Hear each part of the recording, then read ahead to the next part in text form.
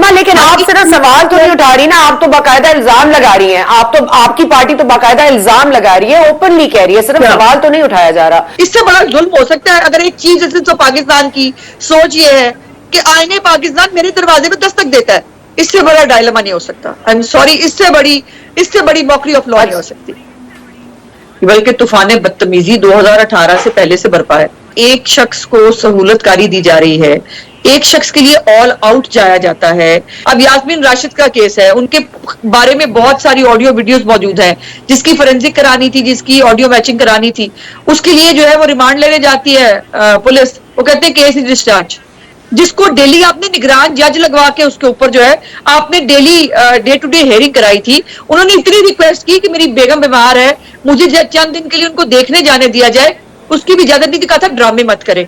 जब वो जेल में थे तो उनको अपनी बेगम से एक दफा बात करने की, जिस रात उनकी तबीयत ज्यादा खराब थी, उनको बात करने की इजाजत नहीं मिली थी। यहाँ पर वो कहते हैं पार्टी करें जाके, उनको कहते हैं ठीक है आप 10 दोस्त बुलाएं, आप गपशप लगाए और फिर आप सो जाए। ये क्या तरीका कार है? मुझे ये बताइए, इमरान खान अभी तक सवाए एक जीआईटी जो पिछले मंडे को वो जो है पेश हुए हैं 2 दिन पहले, उसके अलावा किसी केस में शामिल तफ्तीश हुए हो? अजमा, आप सुन रही हैं, जुलाई और अगस्त और ज्यादा टेंस होगा इदारों में, ये जो बैटल चल रहा है ये भी कशीदगी जो है मजीद बढ़ेगी। आपकी क्या थॉट्स हैं इस पर? क्या क्या आप समझती हैं होने जा रहा है? हम तो समझ रहे थे अब मामला जरा सॉर्ट होने जा रहे हैं, क्या और स्कैटर होने जा रहे हैं?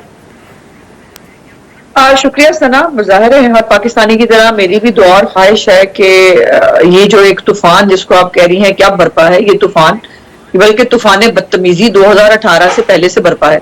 और 2018 में जरा आपको पता है तूफान की सुनामी आ गई थी, और उस सुनामी ने इस मुल्क की ना किसी अदब को, ना किसी अखलाकियात को, ना किसी सियासी रवादारी को, किसी चीज को मलूज़े खातिर ने रखा और सब कुछ बहा के ले गई। और अब आलम यह है कि वो इतनी मुंहजोर हुई वो तब्दीली कि वो फिर सीधी जो है वो इदारों के ऊपर चढ़ दौड़ी, वो इलेक्शन कमीशन के ऊपर चढ़ दौड़ी, फिर वो अदालतों के ऊपर चढ़ दौड़ी, और अब जो है उन्होंने हद कर दी 9 मई को कि वो बिल्कुल ही जो है वो फौज के ऊपर भी चढ़ दौड़े।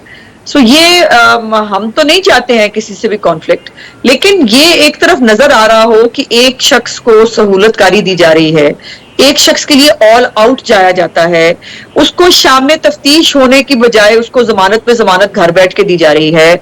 जो केस बन जाते हैं उस पर भी जमानत होती है, जो बन सकते हैं उन पर भी, और जो कभी सोचे होंगे किसी ने उस पर भी उसको जमानत दे दी जाएगी।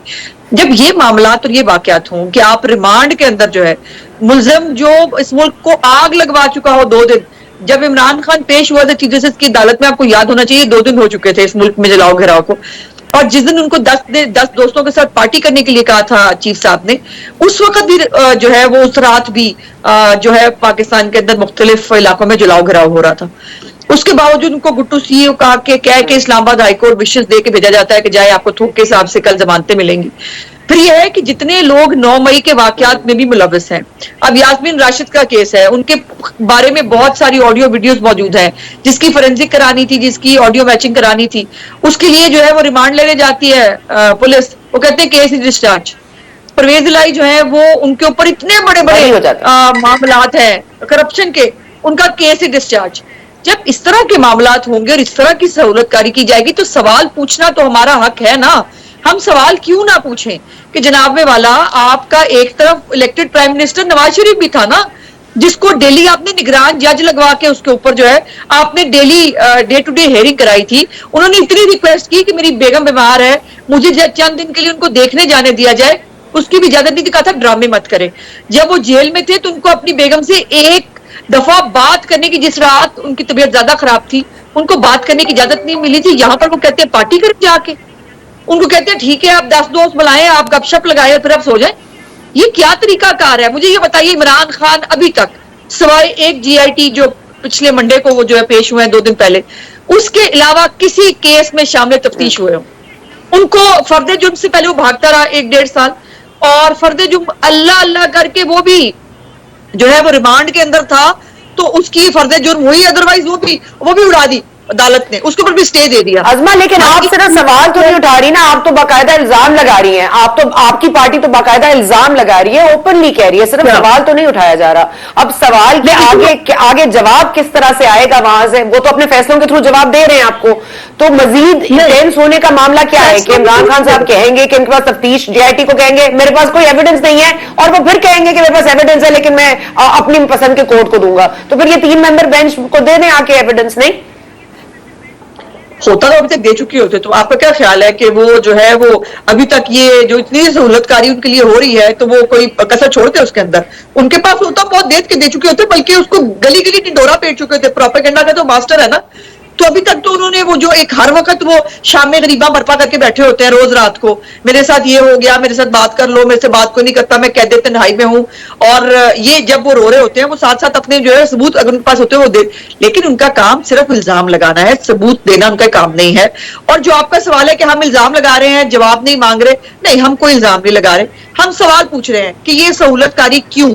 हम पूछ रहे हैं कि अगर ऑडियोज के ऊपर एक कमीशन बनता है, उस कमीशन को काम करने से वो बेंच जिसके अंदर 3 जजेस जो हैं, जो खुद डायरेक्टली या उनकी फैमिली उसके अंदर इन्वॉल्व है, वो किस तरह बैठकर स्टे दे सकती हैं, वो किस तरह उस कमीशन को काम करने से रोक सकती हैं।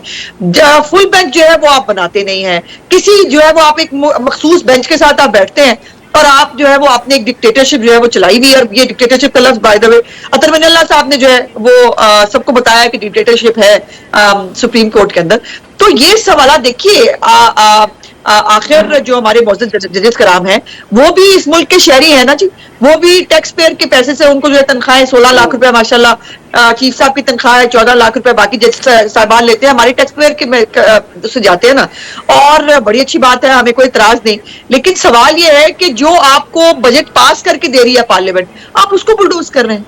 वो पार्लियामेंट जो आपको जो है वो जिसकी तमाम आपकी जो बादशाही है, वो पार्लियामेंट जो है उसकी वजह से कि आपकी बादशाही है, आईने पाकिस्तान की वजह से बादशाही है, और आप कहते हैं आईन मेरे दरवाजे पर दस्तक देता है। आप एक मुलाजिम है रियासत के, आईन आपसे ऊपर की चीज है, आईन आपके दरवाजे में दस्तक देगा। इससे बड़ा जुल्म हो सकता है अगर एक चीज जैसे तो पाकिस्तान की सोच ये है कि आईने पाकिस्तान मेरे दरवाजे पर दस्तक देता है, इससे बड़ा डायलेमा नहीं हो सकता। आई एम सॉरी, इससे बड़ी मॉकरी ऑफ लॉ नहीं हो सकती।